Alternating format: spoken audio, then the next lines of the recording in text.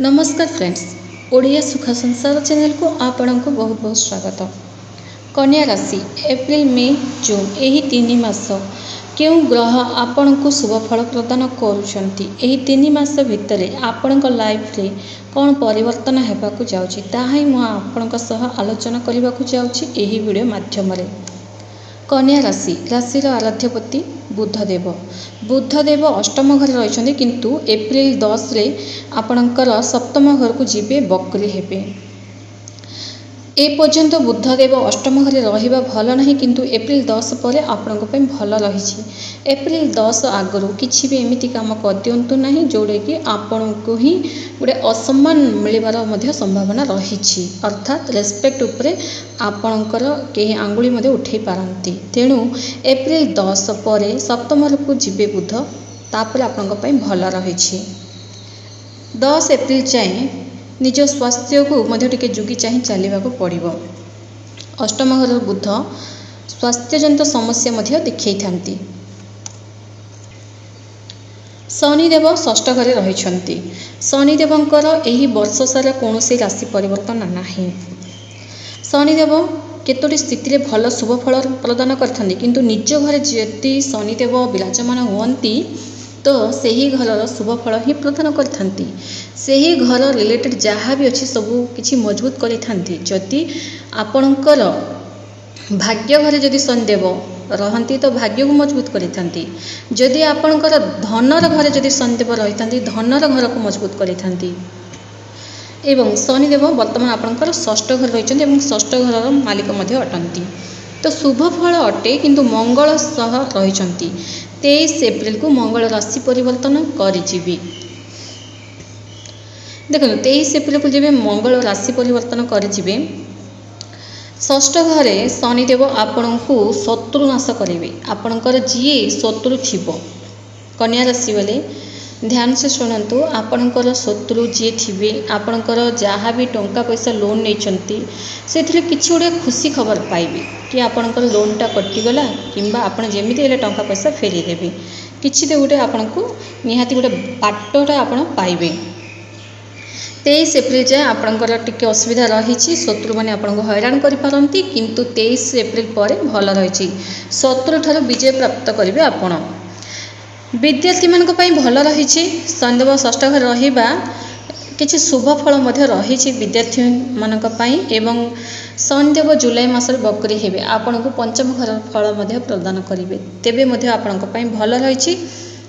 देखो April May जून ए 3 मास विद्यार्थी मानक पई बेस्ट रही। विद्यार्थी माने जहाँ आपण को मन कहूँ विद्यालय किसी चेंजेस करने को तो निश्चय करंतु। निज घर छाड़ी बाहर को जदि पाठ पढ़ा जावाक मन हो किंबा आपण जहाँ चाहूले पर्यंत किसी करें आपण शुभदायक रहिबो। देखो सबुठार बड़ कथा है मे 1 तारिख रे गुरु राशि परिवर्तन करुचंती। गुरु आपणकर नवम घर को आसीबे। मे 1 तारिख रे राशि परिवर्तन करी नवम घर को आसीबे पंचम घर दृष्टि पकेबे। जो माने कन्या राशि वाले लव रिलेशनशिप रे अछंती जो माने लव रिलेशनशिप रे अछंती पंचम घरे गुरुंकर दृष्टि पड़िबा बहुत बढ़िया रही। हुए तो आपण निज लवमेट सह विवाह बंधन रे मध्य बांधी होई पारंती।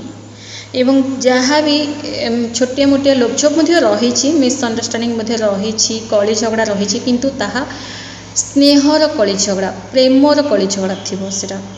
अर्थात एते माने कथाटा किसी सीरियस मध्य हब नाही जोड़े कि कथाटा ब्रेकअप आड़ को जीव नाही। आपणकर भाग्यटा भल रही। देखंतु बेस्ट जदि कहबी तो 25 एप्रिल पर भाग्यटा आहुरी बढ़िया रहिबो। शुक्र राशि परिवर्तन करेंगे तो शुक्र राशि परिवर्तन करवा 25 एप्रिल पर बहुत बढ़िया रही फ्रेंड्स। किंतु आपणकर स्वास्थ्य एबेठारु टिके जुगी चाहि चलंतु 10 एप्रिल जाए। कन्या राशि वाले देखंतु ये जो 3 मास आपण जीवन में किसी सुख रही किसी दुख रही किंतु भल रही। एप्रिल 10 पर बहुत बढ़िया रही किंतु 25 एप्रिल पर जोड़े कि आपण चाहूँगी भाग्यर साथ मिलू तो सेटा हूँ 25 एप्रिल पर। तीन मास भितर विद्यार्थी माने देखिए आपण को विद्यारे बहुत चेंजेस आपण देखा पाइबे। आपण जदि पढ़ारे बहुत दुर्बल थिले, पढ़ारे आपण इंटरेस्टिंग लागु नथला, किंतु ए जो समय आपणकर अल्प परिश्रम रे आपण गोटे भल रिजल्ट देखा पाइबे। आपणकर शरीर रे सुंदरता मध्य बढ़िबो, गोटे आकर्षण आपण देखा पाइबे। निज शरीर माने गोटे आपण रूप रंग रे चेंजेस आपण देखा पाइबे। बहुत बढ़िया रही ग्रह मान स्थिति देखा गले, कारण बुध देव जेबे सप्तम घर को आसी थांती ना, निज भितर गोटे अलग प्रकार अट्राक्टिव आनी थांती। आपन को जे देखिले से अट्राक्ट होती, आपन सह कथा को पसंद करथांती। आपन को जदि आपन सिंगल अछंती विवाहर प्रस्ताव मध्य दे थांती।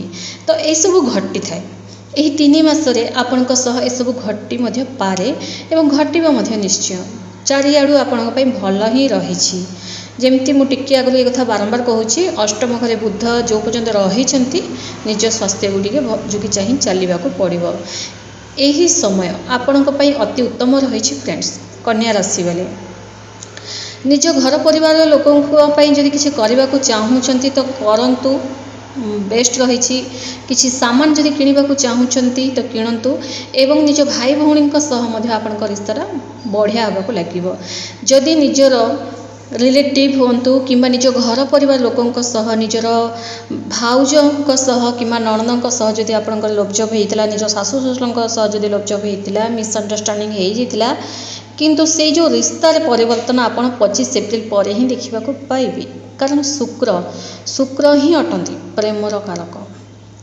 जो गुड़े दुई रिश्तार अच्छी तार जो भितर जो गोटे स्नेह, गोटे आफेक्शन जोटा थाए, से कारक होचन शुक्र। तो आपण रिलेटिव माने सब मिसिबा को लगे 25 एप्रिल पर।